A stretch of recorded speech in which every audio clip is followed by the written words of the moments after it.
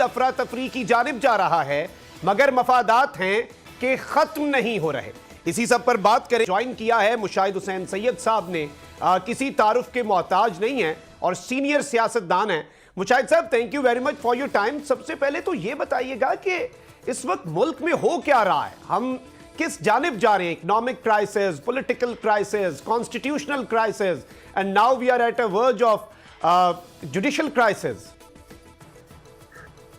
السلام علیکم مختوم صاحب, اور السلام علیکم عامر ضیاء صاحب, اور آپ کے ویورز کو میری طرف سے السلام علیکم اور رمضان مبارک.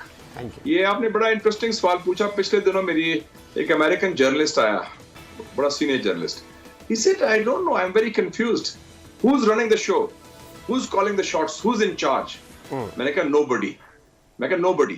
کہتا کیا مطلب? What do you mean nobody? میں نے کہا there are 5 power centers functioning in Pakistan today. میں نے کہا پلیز آئیڈینٹیفائی دوز. میں نے کہا جی اسلام آباد میں it's the chief justice, Rawalpindi میں it's the chief of army staff, Lahore میں اٹس عمران خان صاحب, کراچی میں زرداری صاحب, اور لنڈن میں میاں صاحب. میں کہ یہ 5 مختلف پاور سینٹرز ہیں, یہ آپس میں ہیں, یہ انفلوئنس کر رہے ہیں فیصلے. کہتے ہیں واٹ اباؤٹ دا اسٹیبلشمنٹ؟ میں کہ آج کل اسٹیبلشمنٹ کوئی نہیں ہے.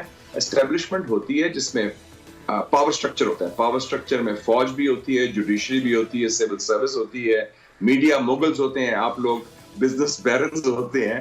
تو ابھی بکھرا ہوا ہے معاملہ. جوڈیشری اور طرف ہے اور باقی سیکیورٹی اور ملٹری اسٹیبلش لوگ اور طرف ہے.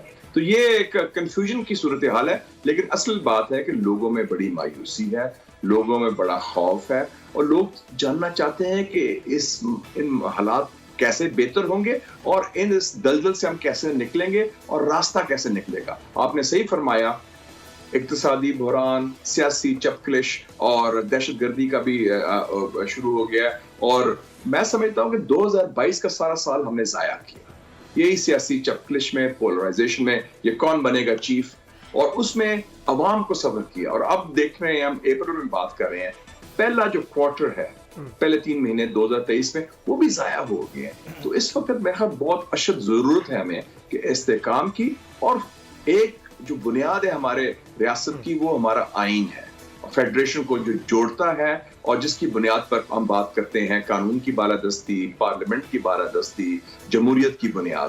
تو میرے خیال میں سب سے پہلا بات ہے we should start talking to each other rather than talking at each other. اور یہ ڈائلاگ ضروری ہے, اور میں نے تو پارلیمنٹ میں کہا ہے کہ پی ٹی آئی سے ہم بات کریں, اپوزیشن سے بات کریں. اگر مودی صاحب کو ہم آفر کر سکتے ہیں ٹاکس, اگر ہم دہشت گردوں سے بات کر سکتے ہیں, why not with our own people who are on the other side? سیاسی اختلاف کا مطلب نہیں کہ ذاتی دشمنی ہو جائے.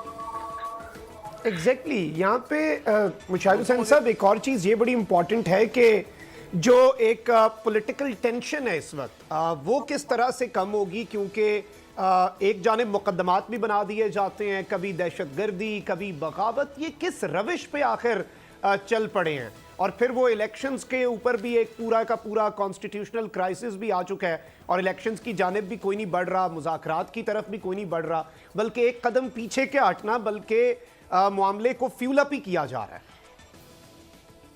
میرے خیال میں فرق ہوتا ہے. ایک کہتے ہیں انگریزی میں پوسچرنگ, کہ آپ یہ کریں گے بیان بازی, ٹٹ فور ٹیٹ, تو میں سخت باتیں, اور ایک ہوتی ہے پالیسی اور پروسیس. میرے خیال میں جو پالیسی اور پروسیس میں دونوں طرف سے جو سین ایلیمنٹس ہیں, وہ چاہتے ہیں کہ کوئی راستہ نکالا جائے. اور دیکھیں جی, واحد راستہ, چاہے مملکت ہوں, چاہے ادارے ہوں, چاہے ملک کے اندر سیاست ہو, وہ ڈائیلاگ کا ہے, ایک دوسرے سے بات کرنی پڑتی ہے. یہی جو ہے ایک شائستہ جمہوریت اور شائستہ معاشرے کی نشانی ہے. تو اس میں اور کوئی راستہ مجھے تو نظر نہیں آتا, کیونکہ ماضی میں ہم نے دیکھا,